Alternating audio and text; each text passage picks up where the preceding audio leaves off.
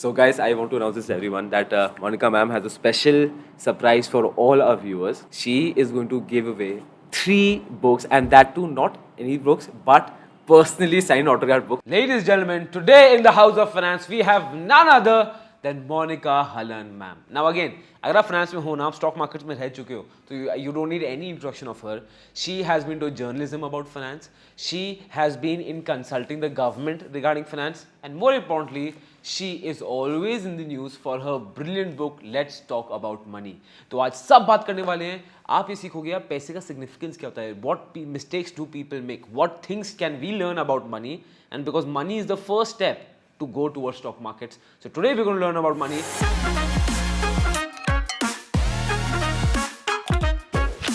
With my warm heart and thanking this guest so much, ma'am, can I please welcome Monica Hallan. Ma'am, thank you so much for being with us. It's an absolute pleasure to have you, and I am a bit awestruck seeing you on the screen with me. So you will have to forgive me if I fumble in between the session. Delighted to be here. Thank you so much for the invitation. Ma'am, I can see that you have an illustrious academic career. While researching on you, I saw you went to Shriram College of Commerce, then you went to Delhi School of Economics, then you went to Cardiff to do journalism. So why I was seeing there's a sudden shift from commerce to journalism. Is there any specific reason for that? So after Delhi School of Economics, which is masters, which was a lot of mathematics, which was a lot of very high flown ideas, I realized that it was very far removed from the real world. For example, I did not understand the Indian budget. I didn't know what a checkbook was for. So practical side of what economics is and should be was completely missing. And academia, for some reason, wasn't appealing at all to me because for me, it was too theoretical. It was far away from real world. They were modeling. They were doing a lot of things which looked very esoteric. So immediately after that, actually, I decided to join a business magazine. Business Today was launching at that time. They were launching the magazine. So I became part of the launch team of Business Today right after Delhi School of Economics. But the academic bent has never gone away. So although I've been a business journalist, personal finance, all of that, but that itch of an economist has always been there. Yeah. And I've done many academic papers over the last few years. I've gone ahead and written, published papers in this space of household finance. Ma'am, I think this is very interesting because in college, as you mentioned, that you saw that studies was something that was very much in a theoretical world, and especially economics, and in reality, the practical use of it was less. So at that young age, was there any incident that helped you realize this, key there's a gap? There wasn't an incident. It was just that I was disconnected with the course material in Delhi School of Economics. It was a very prestigious institution. We had world famous teachers. Yeah. But I couldn't relate anything. Like my living life and what we discussed were two completely different things. So there wasn't one incident which set it off. But I think what probably nudged my decision was the thought of being a research associate in an academic institution and maybe seeing two people in the entire day and sitting 9 to 5 in one chair, well, it's like dying, I think. Journalism was just very vibrant. You meet lots of people, you have new thoughts, you can apply the knowledge to some use, I felt. Which is not to say that academia is boring always. It's just that at that age, it seemed like a very tough life to sit in a chartered bus every morning, go there, eat your tiffin still, and then come back in the evening in the same chartered bus. Gosh, no. When you're mentioning it, I can just imagine it. I can imagine it in front of me. So, journalism, did you have a family background in journalism? Or you were the first one in your family to enter this field? So, my father made the transition from being a professor of economics in Delhi University into being an editor of a magazine, and then he was editor of a business paper. So, there was this overarching environment at home of both books, academia, and the profession. So that definitely has influenced my choice. I can imagine the family dinner table conversations, but must be very interesting when economics and journalism meet together. But this is really, really interesting.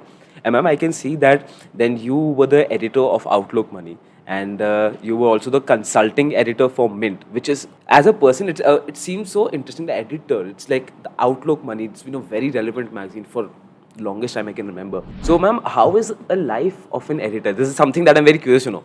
How is life of an editor, and that too specifically a editor that is working in the finance domain? How is it different than any other editors? So, editor of, say, a general newspaper or a channel is looking at the whole world. The focus of a business editor is far narrower because you're looking at the business world and you're looking at the rest of the world through a lens of business. You know, there has to be a connect of a business story to even a general story. So even if you're doing, say, the Olympic winners, as a business editor, my angle to the story would be the endorsements, would be the money that he earns or the business that he sets up, or the business of sport itself.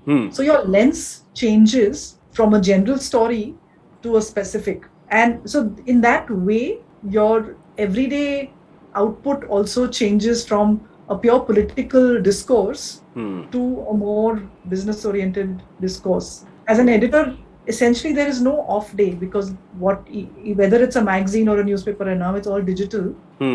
So if you manufacture a product, there is a gestation period of go to market. But in journalism, the deadlines have become from a month to a fortnight to a week to a day to an hour to half an hour. Yeah. So you're always on. And the race is to get to be the first one out there with the news. Yes. So in this profession, the only two holidays used to be Holi and Diwali. So when the whole world is holidaying over Christmas or New Year, because you know what, your paper comes the next day. Other than Holi, Diwali, the next day of Holi and Diwali, you don't get a newspaper. On every other day, no matter whether it's 15th August, 26th Jan, 2nd October, does not matter. Your newspaper will come the next day. So in terms of your attention and working, you're never off. You're always on. Whether it's a Sunday, whether you're on holiday, your brain is constantly looking at the world, looking for a story. Even as an editor, like everything is a story. So to that extent, maybe you're not very good company because the person you're meeting is always thinking, I'm going to be a character in a story soon. What articles do Indian investors like? What, in your experience, what are the articles that go very well with Indian investors, and that's something that ki as an editor mujhe pata ye article to people will enjoy no matter what happens? What are those kind of articles? So it has changed from 10 years ago when I started this whole personal finance. I started a television show 10-15 years ago. That time the investors also were very focused on the stock market.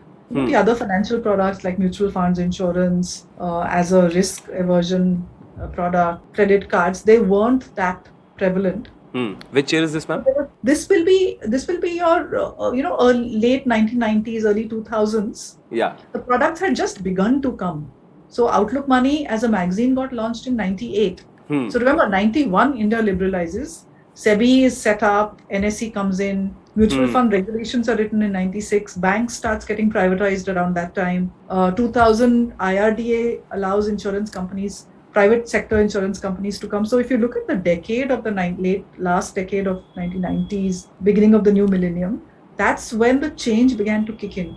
So Outlook Money as a personal finance magazine sort of hit it just right, just as a new middle class was emerging and the financial products out of the private sector were coming. This genre of journalism came into India. So, so therefore, those kind of stories got a lot of attention. So purely from a stock market satta story to deeper stories. And over the last 10 years, I've seen a transition even in that. So whereas you will always get readers for gold prices going up or EPF or 5 stocks to buy, but there is an increasing understanding even of retail investors on slightly more, thoughtful subjects like asset allocation, diversification, or emergency funds. The number of people who want to understand emergency funds is far more today than it ever was. So I'm seeing a maturing even of the consumption of this kind of news, as people are understanding through their own mistakes, through the mistakes of others. So that maturing from trying to buy that stock which doubles into financial stability. So we are seeing that process. This is very interesting because you're absolutely right. Because in the late 90s, the only first thing must be that the Indian audience must be getting used to all the financial products and the world of finance altogether. Now, ma'am, there is so much information out there. I remember in 2010, when I particularly entered the financial market, information was still very limited to newspapers, to maybe TV interviews, very limited, or books. But now you go on YouTube, you see your 30-second reels, it's abundance of information is there. In an IPO, कितने type के लोग analyze कर रहे हैं, everybody is giving their opinion on it. So do you think this has changed the role of media, finance media in a country, or do you think it will change the role of finance media in a country? So technology and social media has completely changed the way the mainstream media works. Yeah. I think that there has been a democratization of news from the hands of a few people who would frame the news, who would choose the news, who would decide what gets published and what doesn't get published. That model is blown away. And it's very good that it is blown away, because when we think of a democratization of news, we are saying that it isn't the opinion of 5 people which decides what the news agenda is. Because they continue to decide what the news agenda is, but social media gives you a whole plethora of other perspectives, news opinions. Yeah. So my sense is that what is happening in all this noise and this rush for content is that the person consuming is finally then looking for trusted names, trusted brands. They will graze everywhere, but there will be specific brands or people that they trust in a particular space. For stocks, you might have somebody. You might have certain people whose opinion and words you will take as a given, that there is no bias, more seriously, absolutely. So that is the way it is moving. So the stranglehold of mainstream media is broken. They are struggling for a business model. COVID has hastened the process of this whole gig economy even within the media. And it'll be interesting to see what emerges in a couple of years in this space. Because I still remember that earlier, if the IPOs are coming, anything is coming, then, news channels or e-magazines, newspaper magazines were the main things to get information from. Now it's available everywhere. So it's very interesting how the entire landscape has been changing. It's very interesting. Yeah. Okay, now ma'am, we see that you have been heavily into financial literacy, like you also mentioned. So what was the reason that you dedicated yourself to this field, that I want to do something to make sure that our country at least takes a step towards financial literacy and starts moving towards it? So was there any specific reason why you dedicated yourself to this field? No, so there was no reason. It just happened that I left Economic Times and joined a new magazine which was launching, which was called Intelligent Investor. This was the precursor to Outlook Money. Okay. And again, this was going to be India's first personal finance magazine. The genre of journalism was not known. So when I was leaving Economic Times to join this new magazine out of Outlook, my friends and colleagues said that, what are you doing? No one knows. Like, what is this? A business magazine? What is it? And I also wasn't sure what it was, but for a variety of personal reasons, I wanted to be in this place, in this magazine. And this is 1997. Having an internet connection on your computer is still a new thing. Yeah, 97. I remember it was a luxury to have an internet. It was a so luxury. I had the good luxury and the good fortune of having an internet connection in my own computer in this office. So while the magazine was getting prepared to launch, I was reading personal finance. I was looking at the Western websites, Kiplinger, Money, and a whole new world opened up. Because once you understand personal finance, you look at, as a journalist, you're looking at the world from the point of view of an individual and not the CEO. Or it's not a business story. See, a business story is aimed at the corporate entity. When you look at personal finance, it is aimed at the individual. So you invert it. You look at the world from the point of view of the individual.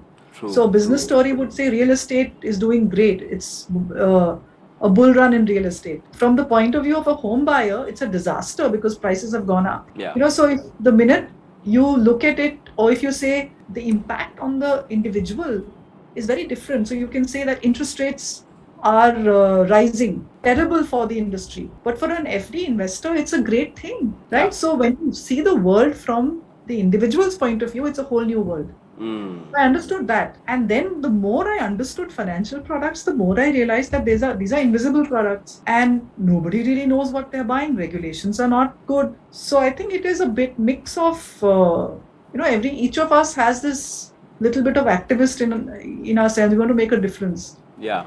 When I understood what was going on, you are compelled to do something about it, right? When you're seeing True. what is being sold, when you see what kind of costs are embedded, hidden into financial products, Yeah. then I mean, you can either participate in that loot or you try and educate people, try and get policy to change, try and get regulations to change, so I that people feel don't that we get. can still see the hangover of that phase because still people have a mistrust on financial products. I think because of Yeah, that reason you were mentioning, yeah. because there at one point of time I think there were a lot of gray areas in financial products when there were a lot of hidden charges, and it's fantastic that people like you are working towards it. Now, ma'am, another very interesting thing. This is what I have realized. What I have realized that Indians, we don't know what a relationship with money is. Like when we're children, right? For everything we have a defined relationship. For a mother father relationship is defined, for a family relative कि उनके पैर छूने हैं, respect करनी है, Elder हैं, बड़े हैं, for your friend, for a stranger you don't talk to him, or everything is defined. But I feel money के साथ there is no relationship that is defined for us, क्योंकि I know some people who are just saving without any point. They are just saving on everything and they have no objective of saving. There are some people who just spend everything and they have no idea what saving is. There are some people who I think who feel that they are above money and they don't care about money, how much are they being charged, bank का क्या interest है क्या नहीं, मतलब they are not concerned with it. So it's so crazy out there. So what do you feel, according to you, what should one's relationship with money be? You've really hit upon a very important part, and I actually talk about it when I do my workshops and all. I talk about this, that we have a very broken relationship with money, and it is coming out of, it's a poor country mindset. We were poor for millennia. For hundreds of years, thousands of years, we've been poor. So the invasions and then colonization, we forgot that we were a rich country. We forgot what it meant to have money.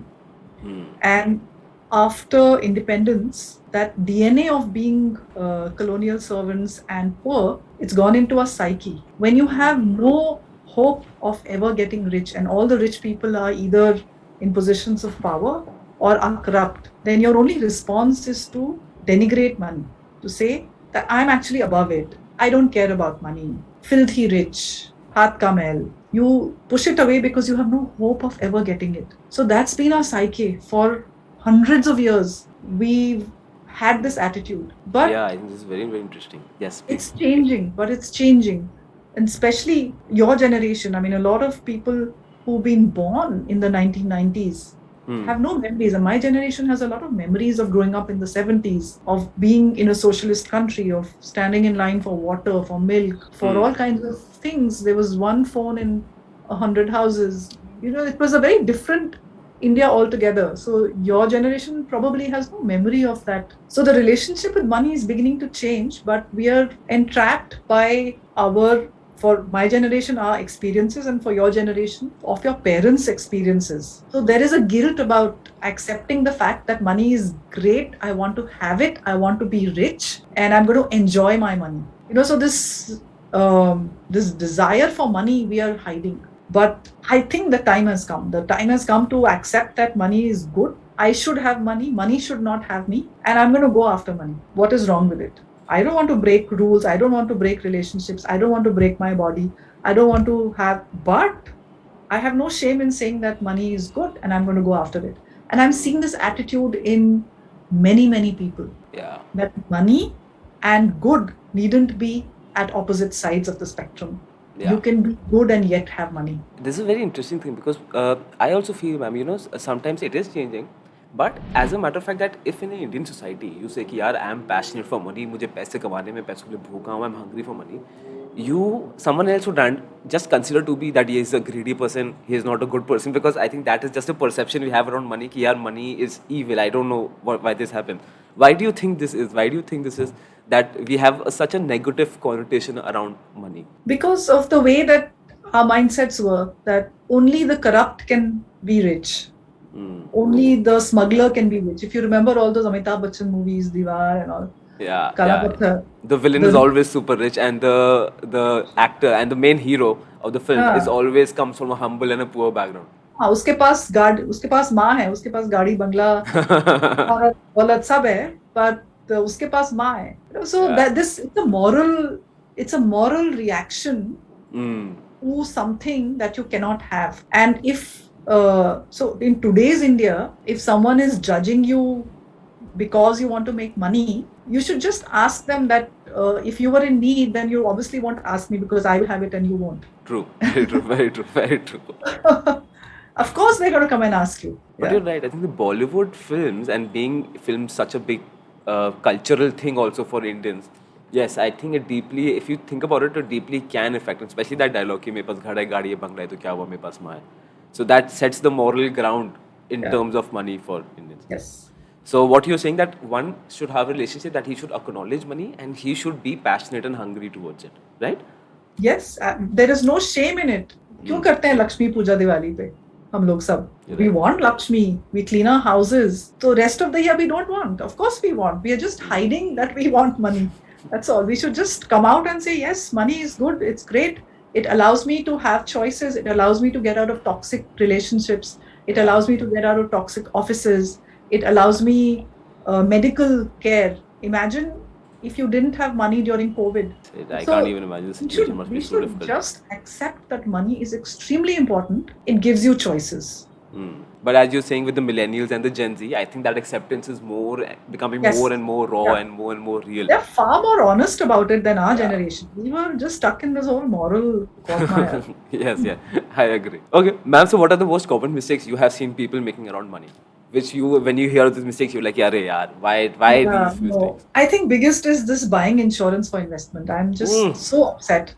Yes, yes, yes. Can't. Just, This is one thing that Indians take insurance as an investment that I could never fathom. That why would you take an Yeah. insurance product to be an investment? Yes, I couldn't agree with you so more. I have spent 15 years trying to get the rules changed around insurance because it's the incentives which actually go for predatory sales. But this thing that insurance means guaranteed return. I mean, you get guaranteed return in PPF, in fixed deposits, you can guarantee in government bonds, but the sales pressure is so strong. So that is one mistake that I see. People have 15, 20 policies, but they don't have adequate life cover. So they don't understand the concept of why I'm buying life insurance. So that is one of the biggest mistakes. Second is that they're over invested in real estate. Again, it's a hangover of the past. You see, both life insurance, gold, real estate. When we didn't have modern financial products, this was the most sensible thing to do. You bought real estate, you bought gold, ठीक है, fine. और कुछ था ही नहीं ना, तो that was the rational thing to do. But now there's a whole lot of financial products available, and real estate is a very difficult, clunky asset. You need some deals need still cash. Yeah. We are more and more moving towards a formal economy with less cash. Yeah, practically it's very difficult to hold real estate in this country. I feel again there are a lot it's of a reasons. clunky For it. asset. There's a transaction cost going in. There's a cost of maintenance.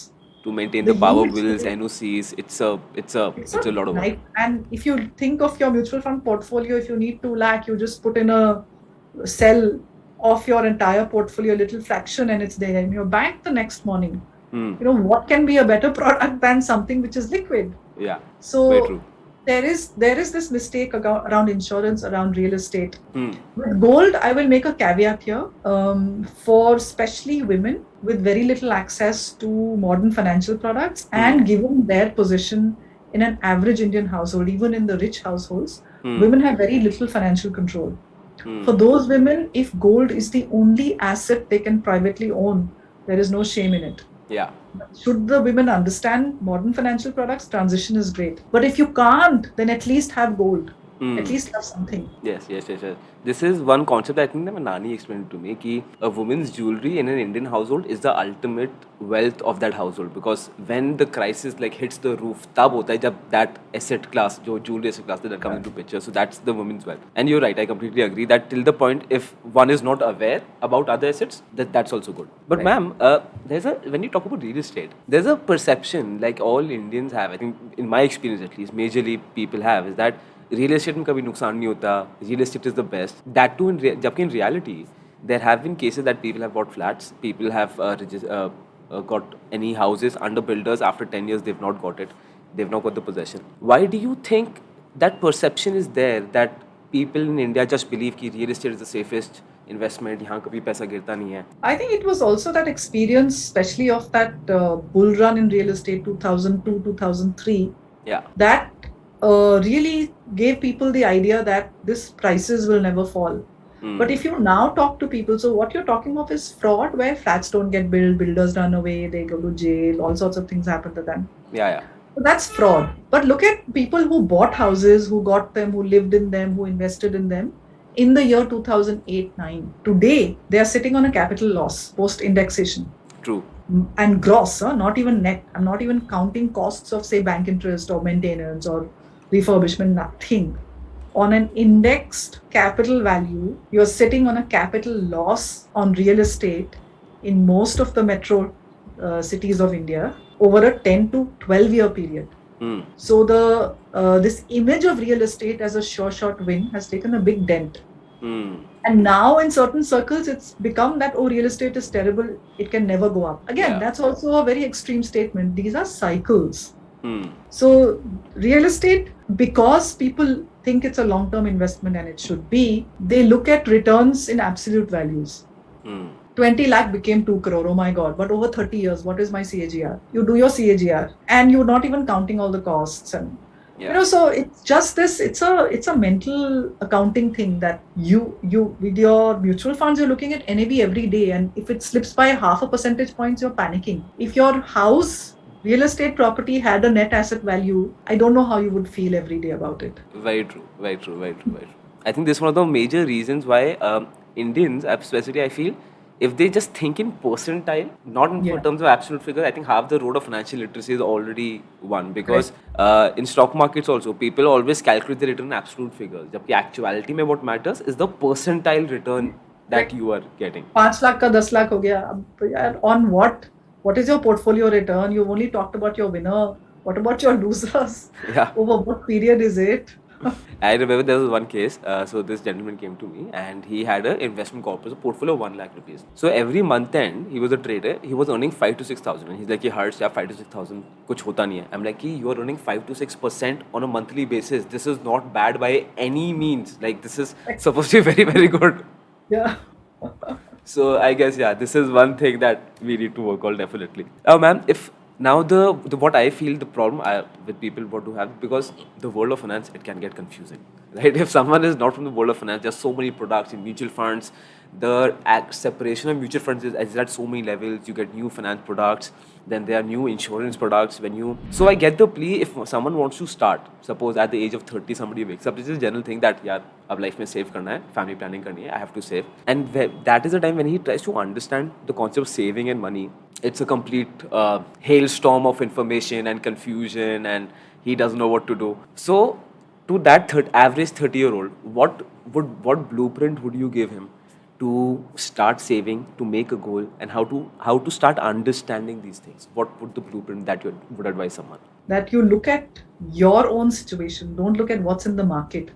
So when you go out to buy something, you first fix what is it that you want, what is your situation, and then you look for a product. So if you're living in a 2 BHK, you're not going to be buying a giant 4-poster bed. You're going to be buying something which fits that room. So you have to really understand your own needs first of finance. You have to understand every financial product solves a problem. First, you articulate your own problems. Only then do you try and fit a product to that. So I think we have to begin with ourselves, and it's really to answer some of those questions. I wrote my book to give people an entry ramp into this world, just so that they understand basics. They start off on a very firm footing, understanding their own selves first before they start choosing products, because people straight away try and figure products out. True. It'll never work, because you cannot never decide basis what is available. You will decide whether you need a two-wheeler or a car, or can you afford a Mercedes? Should you buy a helicopter? Depends on who you are. Can I charter a plane, or will I travel economy? Depends on who I am and what I can afford. So who am I? Where am I going? What do I need? Basis that, then you start thinking of financial products. And golden rule, if you don't understand a product, don't buy it. If it seems too complicated, it's not the right product. If you can't describe the product, if you can't tell me what it does in your portfolio, why you have it, what the downside of that product is, don't buy it. There is no shame in being in fixed deposits, PPF, government bonds. If you don't understand the product and you can't take the risk, don't buy This is a very smart point. This is actually a very smart point, ma'am. But in the cases that there is also a lot of mis-selling in the world of finance. Yeah. It's reducing, but unfortunately, it's still very prevalent. So, what would you recommend that someone should read the fine print of everything, or what would you recommend? How can someone avoid being missold? So one is that if you remove this lure of buying insurance for investment, a lot of the mis-selling automatically goes away, because that's the most missold product. You don't make money, only the agent and the company makes money on it. So if you only buy a term insurance policy for the principal breadwinner for a very large sum of money which goes to the spouse or the beneficiary, then most of the mis-selling in your life is over. You promise to stay away from PMS and structured products because you don't even understand the full form of NAV. You want to buy structured products, you're going to lose your money. So one is you remove insurance off the table. You know what products you want to buy. Equities, a very low risk way to start getting equity exposure in your portfolio is to buy an index fund. Yeah. Okay, just an index fund, low cost. It's pretty much a commodity. If you look at, again, if you read up a bit, you'll understand how to see tracking error, what is an expense ratio. So you should be able to understand what an expense ratio is. You should understand what an index fund is and does. But once you've understood, and it's not difficult to understand. I've taught this to a room full of rural NGO karyakartas, and they are completely understood it. Okay, it's not rocket science. Anybody with common sense can understand an index fund. That's your starting point. Once you've understood that and started investing, and you want to then do managed funds for extra return, then you can step into that. But beyond that, my suggestion is don't go. Don't do structure, don't do PMS, don't do cryptocurrency. Just don't. This is very interesting. So, guys, to summarize everything, first, if you're a complete newbie, make your goals first, so that you have a clarity that what do you expect, what do you would want. Second, don't go for any product that you cannot understand yourself. So if it seems too complicated, maybe it's not the right product for you. And third, have an open mindset, ma'am. I think because a lot of people have a closed mindset, ki I'm not smart enough, I can't do this. And jabki actuality to understand index funds, to understand this, it's not difficult at all. Now, ma'am, there's another very interesting thing that, youngsters in SE college, so we do a lot of sessions in colleges. So they have that thinking, bro, I'm too cool to understand finance. This stuff is not for me, right? Especially with Gen Z. What would you advise them? Because I generally feel that if somebody is saying that, I get it, they're trying to act cool and they're being cool at that age. But it can be a certain point of regret in their lives for future on. If it will be a certain point of regret in future on. What would you advise to Gen Z about financial literacy? So what possibly you could tell that Gen Z, millennial, young millennial is that I think it's your father or mother's money speaking. Is it not that you're spending money? Don't you go have a coffee? Don't you go to a nightclub? Don't you spend money on branded stuff? Of course you do, and money is good. It should be spent. But were you spending your own money, you wouldn't have this attitude that I'm too cool for money. You're adulting, you want to behave like adults, you want to have choices and freedom. Money is the one which gets it to you. Otherwise, you're always going to be dependent on your family. Yeah. So you think you are far too cool. You're cooler than who your parents are, but you're cool on their money. So you have self-respect. Be cool on your own money. I would take that attitude that be cool on your own money. Because I can imagine this answer like setting all of them straight. I think I'm going to use this answer more than definitely. Yes, definitely. Because you're right. Because if you want to go into the world of adulting and you want to become an adult, the first thing is that you need to be independent in terms of money, how you spend it, how you earn it. Correct. Right. Absolutely. Very true. Yeah.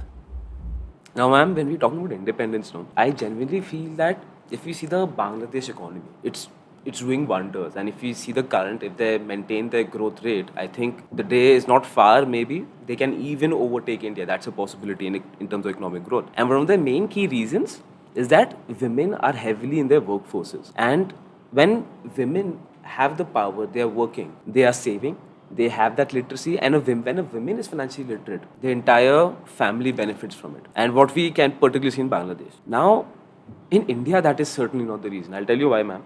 Because this is one, I won't name the college. I went to a North Campus, Delhi University College. So, all good colleges are there. It's a women's college. So, we went to the admin department. This is 2015, and we said ki this is the thing what we want to conduct. We want to conduct a session of financial literacy and more towards stock market, that how should you invest, and specifically it was around index funds, that how should you invest in index funds. You won't believe it, ma'am. The admin, I wish I had recorded that guy. The admin department, he told me कि अरे sir कहाँ पे आ गए, आपको पता नहीं चला, शायद ये विमेंस कॉलेज है, यहाँ क्या स्टॉक मार्केट पढ़ाने आ रहे हो. And it was just shocking, and the worst part was that there were two ladies sitting and even they were laughing with that person. It was not funny at all, implying the fact that women, it's women's college, finance, यहाँ पे क्या होगा, ये सब stock market की बातें यहाँ कैसे हो रही हैं. So it's to some point it feels very nauseating also to see all this around. So what is your take on this? How do you feel that we can get women to participate more in finance? Why do women themselves have an inhibition in our country? What, in my experience at least, that finance is something जो हमारे बस की बात ही नहीं है. This is something that we don't understand, so we don't want to get into. How do you feel that we can get over this? You have to begin in the household. So you can do as much financial literacy, you can do whatever conferences, whatever. But one, we have to bring up our boys better. Yeah. Second, we've got to stop telling the girls when they are little girls that don't worry your pretty head about money. This is what boys do. There's the whole social discourse, and that actually comes out of an attitude of not wanting the assets to go to the girl. So especially in business families, what she gets at her marriage is pretty much her share. She signs over NOC to the brothers at the time of marriage, and her share in the in-laws house is not going to happen. The assets are transferred father to son to grandson. There is no woman. Very, very rarely will it come to a woman. So it is easier to brainwash them into thinking that I'm too stupid to understand, let me hand over this to the men. So in a certain way, it's also about retaining control of assets by the men. So I think there is just a deeper change within the household. So a lot of the Indian girls have grown up differently, but unfortunately we are bringing up our boys still like little princes. Yeah. And that tension is now just emerging. Yeah. So I think the change has to be in the household, to tell the girls that when you start, and most of the girls do want to earn, that you keep the control in your own hand. You don't hand the money over to a father, a brother, a husband, a son. You put on your own money oxygen mask, because whoever has the money has the power. So this connection between money and power has to be made very clear to the women, that you're handing over your power to the men, which is, yes, there might not be a problem, but if there is a problem, then there's a big problem. This is, ma'am, I was discussing with my brother that this is something that I've even seen in me. If my dad is talking to me about finance, we are sitting on the table, we're discussing. But I've seen that when mothers talk about finance, you're like, अरे हाँ ठीक है ना mummy, खाने में क्या types, And this is something, I don't know, this is very deeply there. Now both me and Aditya, we were discussing why is this happening? Why do we have this feeling? It boils down to the fact that जैसे कितनी बात होता है बचपन में, that if I want something, let's say I want an expensive bicycle, I'll go to my mom and my mom will tell her, यार अच्छा, you ask your dad. And then my dad is the deciding factor that will you get that thing or not. So I feel that, and this is the case with everyone, I feel that in all our heads, be it a girl or boy, it gets fixed that, the male counterpart will always have the decision-making power, the male counterpart always has the money. So that, maybe that is one reason. Do you think that is one reason? No, I agree with you. So again, there is research which proves that women are on top of the small household expenses. So percentage of the houses where women take care of everyday houses, small expenditures, is always more than men. But the minute it comes to bigger ticket expenditures and long-term investment, it is the men. Yeah. So every day she's capable of handling. But the minute there is a bigger expenditure or long term, it immediately goes to the man. So, ma'am, how do you think it can change? What can men do specifically if suppose if I want to change things at my house? What do you feel? How can these things be changed? I think baby steps, just to start including them in the conversation. Even if they don't understand all of it, can they understand a little bit of it? Yeah. So I have to tell you a personal story. So my book first came in English, and my mother passed away last year. But before that, at 80 years, she said, I'm going to translate your book into Hindi. Wow. And she has no background in finance, absolutely nothing. Not only did she read Let's Talk Money, over hours of conversation, she understood everything. She translated it. And before she passed, she said, now I can understand TV news, what they're saying. I understand inflation. I'm understanding the business papers. That was the transition in an 80-year-old woman. Wow. Okay, so I think we have to handhold a whole lot Yeah. to make it simple for them, to make them understand it, to make them participate in the conversation, however much they understand, and not to mock them, not to belittle their reactions to some of the things. I think you're right, man. There's a barrier that has to be broken from both ends. But about your mother, it's commendable. At the age of 80 to understand finance, जो लोग 30 साल की as में भी हाथ खड़े करते थे, this is something I can't do. It's fantastic. Okay, ma'am, now we are talking about your book. We have to talk about your book. I'm very excited. So, guys, I want to announce this to everyone that Monica ma'am has a special surprise for all our viewers. She is going to give away 3 books, and that too not any books, but personally signed autographed books. And I'm, to be honest, guys, actually, I'm planning to keep one and only give the 2 away. But I promise, ma'am, that I'll give the 3 away, all the 3 away. So, ma'am, tell us about your book. If one reads it, what can one look forward to reading in your book? It's a very simple onboarding into the world of finance. It gives you baby steps. It doesn't talk down to you. It gives you little stories about real people who I have met and been friends with. Their stories have come into the book. And more than anything else, it doesn't get you rich next year. It gives you a stable foundation to build your financial life. That's what it does. It gives you a system. It gives you a habit. Yeah. It does not get you rich. There are no tips. There are no tricks. You don't, there is nothing that you need to come back to me for. You can take it, you can modify it, you can use it. It is completely open to your own interpretation and relation to your personal life. You can modify it.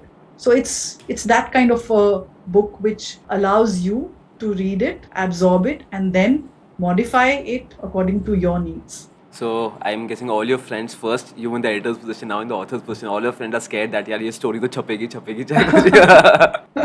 Yeah. So, ma'am, what age group would you recommend this book to? So, if there is someone who's just out of college, would you recommend your book to him? Is this book something that he will Yeah, understand? so that's so surprising. So honestly, when I wrote the book, I didn't know it'll be such a big bestseller. I wrote it because every conference I went, whenever I spoke, people said, "What you're saying is good, but we don't have anything to read." So the book was the distillate of all of what I've been seeing for years. And when I wrote it, I didn't think that it would be such a hit with women, especially. People are giving it as a Rakhi gift. Wow. They're giving sisters, mothers, daughters. Then I get feedback that people had, friends had bought the book, but their 15, 16-year-old children are picking it up and reading compulsively. Wow. What I'm sensing is it's across, starting from age 15, 16, across the age groups. People are reading in their 40s and saying, why did you not write this when I was 20? Wow. So it's across the board. Okay. As I'm saying, exactly, you'll modify it according to your age and stage. This is very interesting. I think all of us are hungry to learn from it. Okay, so whoever wants to get the book, niche comment karo that why do you want this book, and we will do that giveaway, and you will get a personally signed autographed copy of this book. So fingers crossed. ठीक है, comment जरूर करना. Okay, so ma'am, this is very interesting. So are you planning to write more books in this? Are you after this book, what is your agenda? Where do you see? What's your 5-year plan? What's your 10-year plan? So more in terms of financial education, I'm just deepening this work. I left Mint last year. So my journalism era is over. It's been a very long journey, but now I'm just deepening this work of doing more in terms of financial education, more workshops, more courses, and definitely the next book is on mutual funds. It's already partly done. Wow. So that should hopefully be out by next year. Just to get because after this book, the most often the question I was asked was that, can you please write your mutual fund book, because we really want to understand that. So that's the next one. Wow. Ma'am, if somebody from our audience wants to get in connect with you, maybe attend some of the sessions that you've been conducting, how can they do that? So the best way to contact me is I'm very easily accessible on Twitter, LinkedIn, Facebook, Instagram. My website is just coming up in a couple of weeks, so then you will be able to get directly through the website with me. But at the moment, social media is the best way. So I'll mention all the links in the description, guys. And I think by the time this podcast is out, your website should be out. So I'll mention that website also there. Okay. And definitely just for everyone, if you just want to know, just write Monica Hallan on YouTube. You'll see a barrage of TV interviews and interviews around the thing of finance. So I think everyone can find you. This is fantastic. Okay, Bab. So just last thing I want to cover with you. is that I find it very, very exciting that you have been working with the government also. You've been working with SEBI under mutual fund and advisory. You were in the task force of Ministry of Finance. This is really exciting. So, ma'am, what projects is the government working on, and what are the challenges that they are facing? Because I feel that we are very quick to just, say that the government is not good and this, that, without even understanding the full spectrum of what the government is challenges are facing. So, what are they doing right now in terms of finance, and what are the challenges they are facing? Right. So a lot of my policy work has been done because of, again, Delhi School, the whole academic frame. So when I see through my journalism work, I identified the problems of the mis-selling or toxic products or whatever. The answer really lay in regulation, and that regulation happens with government policy changing. And I felt that the people who are working in policy have a very academic, bookish view on how people behave on the ground. So my work really has been to plug into policy this practical understanding that I've got from the ground. And I've been fortunate that successive governments have found it useful to have me on committees, commissions, on task forces. SEBI's mutual fund committee I've served for 10 years. So just the learnings on the ground to plug back into policy. So it's been very rewarding for me also to see how you can actually influence policy. So you can either be Robin Hood and solve one person's problem, or you can influence policy and solve it for everyone. And that's a faceless thing, right? So that nobody knows your contribution, but I think that's just far more deeper, wider, impactful than being this Robin Hood who you mail and he or she solves your problem. So it's a personal choice. Very true. As far as the government right now goes, a lot. I mean, in terms of big structural changes, I don't have to tell you how much has happened, and the stock market is telling you what has happened. Right? So it's been very tough, politically tough choices that this government has made. Full marks to them, because these are not easy decisions. Implementing GST, giving Benami transaction teeth. So many things have happened which are politically difficult to do, but they have gone ahead and done it. And we are seeing the market understand the fact that the next phase of growth is just starting. So a lot is happening in many areas, but specifically to personal finance, retail finance, I think there is a gap in the understanding with respect to certain regulators and their responsibilities. So that gap has been there for 10, 15 years, it persists. That we have not been able to change. This perception that regulators need to give a good marketplace, and it is a regulatory failure which is causing this kind of sales on the ground. So, ma'am, if there was one thing that you would want to advise if the government was open to advice, assuming the government is open to advice, there's one thing that you would want to advise the government looking at the current economy. Only one thing. What would that one thing be? Reform. Just go for reform, structural reform. Don't step back from the agri-farm bills. The rest of the whole farming community wants it. Just a few vested interests don't. Take the tough decisions which you've taken. Just go. You have the mandate. Go for it. There will always be people who are crying about things which actually don't matter. We need more reform. We need more market link. We need to grow the pie. You cannot have distribution without wealth creation. You need to treat businessmen with less suspicion. You've got to remove the regulatory cholesterol which is there. Profits are good. That DNA of the government has to change. That profits are bad. And entrepreneurs are heroes. You can't They're the true heroes of the economy. True. Yes. So I think the perception that we have that entrepreneurs are bad people, that's a general consensus that what Indians have. But I think I was reading from Kunal Shah interview. It's very true. Till the point entrepreneurs are taken as heroes, the entire economy has the potential to change overnight if you start taking them as heroes. So definitely, I couldn't agree with you more on this. Yes. Ma'am, it was such an honor to talk to you. I can't even tell you, right? And मतलब मेरे घर में मेरे लोग इज्जत ज़्यादा करने लग गए हैं after this podcast. But on a very serious note, ma'am, I think you've been an inspiration to millions, and your book, it's a game changer. So guys, giveaway अगर नहीं भी मिला ना, if you're not that lucky, but please definitely go for the book. Trust me, it's brilliant. It's brilliant. It's simple. The reason I like it, it's such a simple read, because generally books of money, you need a little mindset to understand. But it's such a simple read, like a story. You just read the entire thing, and I absolutely love it. Thank you so much, ma'am. I hope you had a good time talking to me because Lovely. it was fantastic for me. Very rich conversation.